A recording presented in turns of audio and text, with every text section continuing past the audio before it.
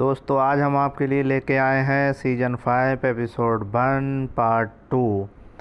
दोस्तों मैं आपको एक बात बता दूं कि सीज़न 5 और सीज़न 4 के बीच में 10 साल का वक्फा दिखाया गया है। ठीक है दोस्तों।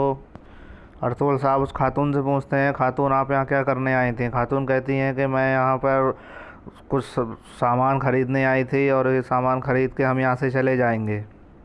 आरिफ साहब कहते हैं कि हजूर उस्मान को होश आ गया है। अर्तुगरुल साहब कहते हैं कि उस्मान क्या तुम ठीक हो? आरिफ साहब कहते हैं हुजूर हैरान ना हो, उस्मान अब ठीक है, शाम तक दोबारा शिकार पर जाने की जिद करने लगेगा हुजूर। अर्तुगरुल साहब कहते हैं उस्मान अब तुम हमें बताओ, तुमने क्या सोचकर इन डाकुओं से अपने आप को मुलव्वस किया, क्यों इनसे भिड़ गए? फिर उस्मान कहता है कि जैसे आपने अम्मी जान को एक बार डाकुओं से बचाया, मैं भी उस मासूमों को बचाना चाहता था। अर्तुगरुल साहब इलबिल के खातून से कहते हैं, इलबिल खातून हम आपका रहमदिली का बदला आपकी अहलियत से नहीं उतार सकते। और कहते हैं कि आज रात हमारे यहाँ एक दावत है, हम आपको बिना खुशामदीद कहे हुए नहीं जाने देंगे। इलबिल के खातून कहती हैं आपका दावतनामा हमारे लिए एजाज़ है, हम उसको कबूल करेंगे। अर्तुगरुल साहब उस्मान से कहते हैं ऐसी सूरत हाल से कभी तुम दो चार हुए, सबसे पहले अपनी हिफाजत करो, फिर कबीले को इस्लाह करो। उस्मान कहता है जैसे आपका हुक्म बाबा। बाबर सुराग लगाने वहाँ पहुँच जाता है और देखता है वहाँ पर खून के निशान है और कहता है कि उनकी लड़ाई यहाँ पर हुई है, लेकिन यहाँ पर लाशें क्यों नहीं हैं? साथ के सिपाही कहते हैं ऐसा लगता है बाबर कि उनकी लाशें कोई खींच कर ले गया है और उन्हें अपने घोड़ों पर रख कर ले गए मेरे भाई। और बाबर कहता है देखते हैं कि इसका नतीजा क्या निकलता है मेरे भाई। और उधर दूसरी तरफ दरागोस अपने कमांडर से मिलने आ जाता है और पूछता है क्या हुआ अलास, क्या बाबर सही बता रहा था? कमांडर दरागोस बदकिस्मती से वो एक जासूस निकला। दरागोस कहता है कि उन आदमी को क्या हुआ जो सब को ले जा रहे थे? वो कहता है कि सबके सब मारे गए, कई कबीले वाले तेकुलस और उसके ख़ानदान को ले गए, मुझे वहाँ पर एक तीर से पता चला।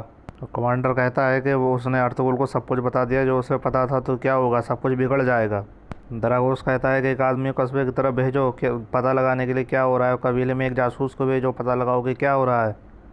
फिर कबीले में आरिफ साहब अर्तुगरुल से पूछते हैं कि उस बिलबे खातून ने कुछ बताया जिसने उन पर हमला किया? अर्तुगरुल साहब कहते हैं कि उन्होंने शहरी लिबास पहने हुआ था, वाज़ेह तौर पर उन्होंने अपनी शनाख्त छुपाई हुई थी। नूरगुल साहब कहते हैं भाई मैंने तुगलस और उसकी बेटियों से बात की। अर्तुगरुल साहब कहते हैं क्या तुम्हें मालूम हुआ वो लोग कौन थे? तुगलस अपनी हालत की वजह से ज़्यादा ना बोल सका, लेकिन उसकी बेटी ने मुझे एक नाम दिया, दरागोस। वो बंदा जो भी है, ये लोग उसे उसके पास ले जा रहे थे। अर्तुगरुल साहब पूछते हैं आरिफ साहब क्या आपने कभी सोगोत में ऐसे नाम वाले को सुना? आरिफ साहब कहते हैं नहीं हुजूर, मैंने ऐसे नाम वाले को कभी नहीं सुना। और अर्तुगरुल साहब कहते हैं कि इसका मतलब है उसे सोगोत बाज़ार में ढूंढा जा सकता है, इसके लिए अपने इक़दामात उठाएँ और उनको भी हमारे साथ आज रात खाने की दावत दें। और इधर दूसरी तरफ दावत की तैयारी होने लगती है। हेमा खातून कहती हैं कि लस्सी की मस्कों को कुएं में डाल दो ताकि वो बर्फ़ की तरह ठंडी हो जाए। और अर्तुगरुल साहब अपने सिपाहियों के साथ सोगत बाज़ार में ले आ जाते हैं और वो दरागोस घंटी बजाने के रूप में अर्तुगरुल को खुशामदीद कहता है। और नूरगुल कहता है जंगोस जब तुम घंटी बजाते हो तुम्हारे घंटे की आवाज़ हमारे कबीले तक सुनाई जाती है। और जंगोज कहता है कि ये सब अर्तुगरुल साहब की करम नवाजी है नूरगुल साहब, अगर वो घंटी ना लगाते तो हमारे गिरजाघर की कौन ख्याल करता हुजूर। और वो कहता है कि हुजूर मैंने उस्मान का सुना, उस्मान अब कैसा है? आरिफ साहब कहते हैं उस्मान और वो ख़ानदान बिल्कुल ठीक है और वो लानत मनामत करने लगता है, दरअसल वो जासूसी कर रहा था। फिर बाज़ार का निगरान आ जाता है और वो कहता है हुजूर मैंने पता लगा लिया था कि सूद देने वाले कौन हैं। बाज़ार से 3 ताजिर हैं जो सूद देते हैं। और इधर इलबिल के खातून बाज़ार में आके अपनी ख़रीद फ़रोख्त करने लगती हैं और वहाँ पर ताजिर ईमानदारी के साथ उन्हें सौदा बेचते हैं। और दूसरी तरफ अर्तुगरुल साहब उन ताजिरों को पकड़ लेते हैं और उनको मारने लगते हैं। और वो ताजिर कहते हैं हुजूर हमने उन सबको कर्ज दिया जिसको ज़रूरत थी, हमने किसी से ज़ोर ज़बरदस्ती नहीं की हुजूर। लेकिन अर्तुगरुल साहब कहते हैं कि तुम्हारी हिम्मत कैसे हुई सूद का कारोबार यहाँ करने की? फिर उनमें से एक ताजिर कहता है कि इसके तार तुम्हारे खेमे तक जुड़े हुए हैं। अर्तुगरुल को गुस्सा आ जाता है और कहता है बताओ सच बताओ। तो वो उन अर्तुगरुल के बेटे गुंदूस का नाम लेते हैं, कहते हैं ये रकम हमें गुंदूस ने दी थी।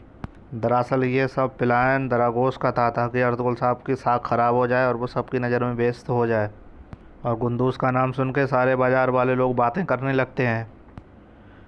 और अर्तुगरुल साहब आरिफ साहब और नूरगुल को लेके अपने खेमे आ जाते हैं, कबीले आ जाते हैं और गुंदूस से कहते हैं कि तुम नहीं जानते वो जिसके साथ तुमने कारोबार किया वो सूदखोर थे।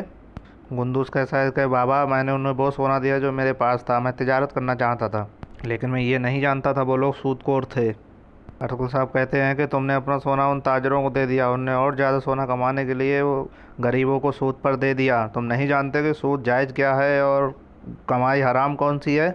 गुंदूस कहता है कि बाबा मैं नहीं जानता था ये लोग सूदखोर थे, और अर्तुगरुल उसको एक थप्पड़ लगा देता है और कहता है कि तुम कैसे नहीं जानते कि कौन सी कमाई हलाल है और कौन सी कमाई हराम है।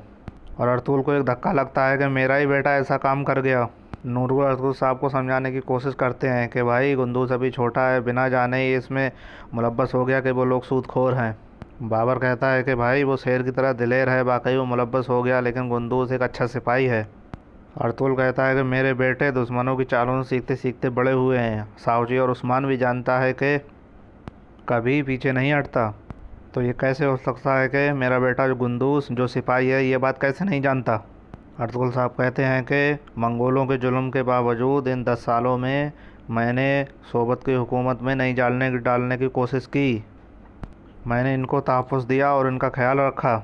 मैं जानता हूँ कि दुश्मन हमें हमारी रूह से तबाह करना जानता है, लेकिन मैं अपने बेटे को इस सूरत हाल में जाता नहीं देख सकता।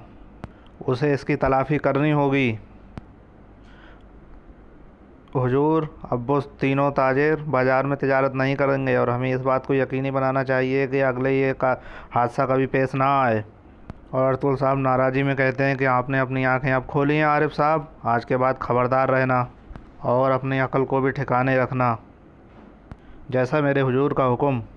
दोस्तों, आप हमारे चैनल को लाइक करें, सब्सक्राइब करें और शेयर करें। बहुत जल्दी हम आपके लिए पार्ट 2 लेकर आएंगे।